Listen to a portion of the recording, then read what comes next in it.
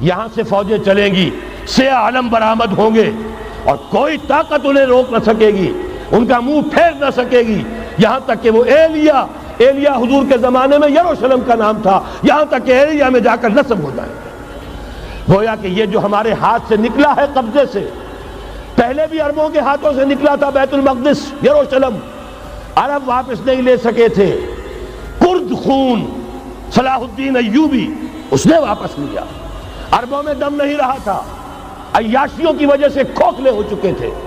میں تجھ کو بتاتا ہوں تقدیر امم کیا ہے، شمشیر و سنا اول، طاؤس و رباب آخر۔ یہی وجہ ہے کہ تقریباً 20 صدی کے بعد ان کی حکومت ختم۔ آشمارا حق بود گر خون بارد بر زمین، بر زوال ملک مستعصم امیر المومنی۔ یہ ہوا کہ نہیں ہوا؟ جبکہ آئے ہیں تاتاری ہورڈز، اور جنہوں نے کہ آخری خلیفہ بنو عباس اسے محل میں سے نکالا، ایک کھال کے اندر لپیٹ کر اور اپنے گھوڑوں کے سوؤں تلے کچل دیا۔ عرب معزول کر دیے گئے تھے، لیکن اب دوبارہ عربوں کو جب سہارا ملا ہے، لیکن اب بھی انہوں نے کہیں اسلام قائم نہیں کیا۔ کوئی روس کا غلام رہا، کوئی امریکہ کا غلام رہا، کسی نے اس کا ساتھ دیا، کسی نے اس کا ساتھ دیا۔ تہذیب ہے تو مغربی، تمدن ہے تو مغربی، وضع میں تم ہو نصارہ تو تمدن میں ہنود۔ یہ مسلمان ہیں جنہیں دیکھ کے شرمائے یہود۔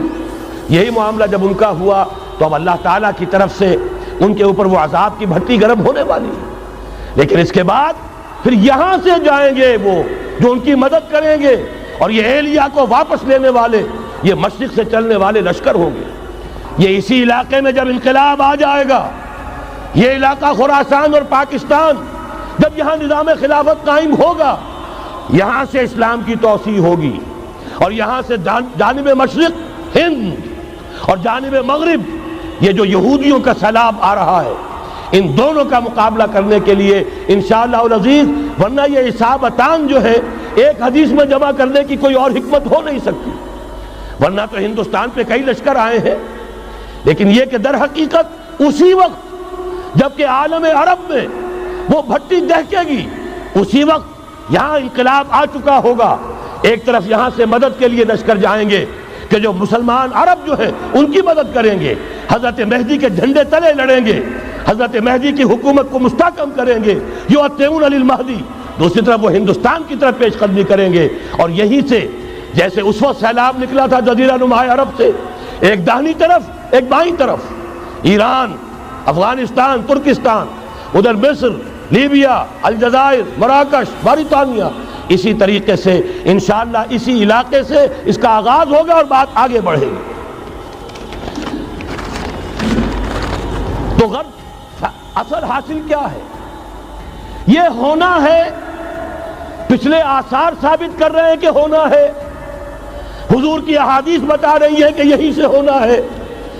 ہوا صرف یہ ہے ہم بھٹک گئے، ہمیں اپنی منزل یاد نہ رہی۔ میں تو بہرحال ان لوگوں میں سے ہوں جنہوں نے نعرے لگائے تھے پاکستان کا مطلب کیا، لا الہ الا اللہ۔ میں سن 46 میں یہاں حبیبیہ ہال میں قائد اعظم نے مسلم اسٹوڈنٹ فیڈریشن کے جس اجلاس کو خطاب کیا تھا، ضلع حصار سے جو 2 ڈیلیگیٹ آئے تھے ان میں سے ایک میں تھا۔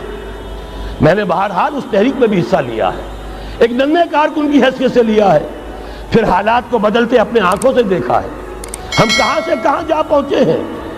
ضرورت صرف اس بات کی ہے کہ آج ہمارا حال یہ ہے، ہماری قیادت، ہماری سیاست ان لوگوں کے ہاتھ میں ہے کہ وہ فریب خوردہ شاہی کے پلاح و کرگسوں میں اسے کیا خبر کہ کیا ہے، تب و تاب جاویدانہ۔ ان کی تہذیب مغربی، ان کی ذہنیت مغربی، ان کی وضاقتہ مغربی، ان کا تمدن مغربی، ان کی سوچ مغربی، ان کے سارے اطوار مغربی۔